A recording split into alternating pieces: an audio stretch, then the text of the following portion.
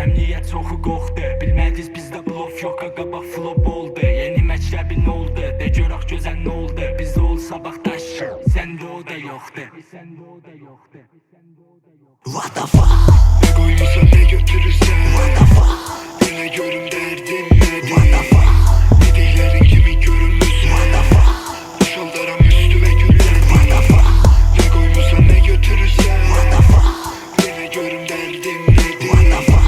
Dediklerin kimi görünmüşsen What the fuck? Boşaldıram ağzı ve güllerin Ellerim boş beynim dolu Gözlerim bağlı olsa da dilim tapar bir yolum Bilirəm əvvəlindən nə cür qutulacaq sonum Parlıram geceleri ezberimdi qara oyun İşim çoxdu vaxtım azdı Mənə bir teyzüm lazım Anlamın yazısın sildim baştan yazdım Həyatın çoxu mənə azdı İğneyle yolumu qazdım Raziyəm özümdən yoxdu etirazı Mən pulu sevmirəm seviri pul məni Xəşlirim qutulur gedir yine geri gəlir Ürəyim təmizdi çirkindi işlərim Küçələrin ağır hörməti var məni çox istəyir Sən də ayaqlarımın izləriyle gəl gələ bilərsən İlk adımında hər şeyi baydırıp geri dönersən Sonunda elinde boş silah olan mən Anında mermi rədd olan sən Ne koymuşsan ne götürürsən What the fuck?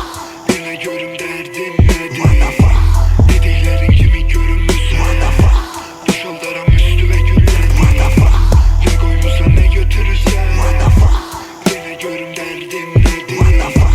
Dediklerin kimi görünmüşsən What the fuck? Boşaldıram ağzı ve güllerin Atla taşaq bizimlə gir savaşaq Görək kim başa uşağa sən lavaşa Eləqa yeri gəlsə bu rəpdə də biz savaşaq Çəkinməlidir o şalvarına qət izlən əşə Olmadız rəplə global dizilib beynə florayım Pəyamla qeynəmə durulan gözəlim sözdə bit olan Bizimlə oynama oğlan əmir bax qələmlə doğrar Ta ki anlayasız bizıq burada güneydə bomba Məndən notlar düzülüb rəp bir tetris kimi ki Playback patlaya bir gün Tebriz Hit playlist budur beynimdə Elə qal söz gələndə deyir təkcə feyminlə Abi dəyir mənim axeynimdə Xəşləmədik çoxlarına para manipul Ta ki ol cilə birlikdə giraq İranda billboarda Olar rəp sənə paranoya bizi hər sənə daxı ona Bura Təbriz dadı getto bizdə Pablo Escobar What the fuck?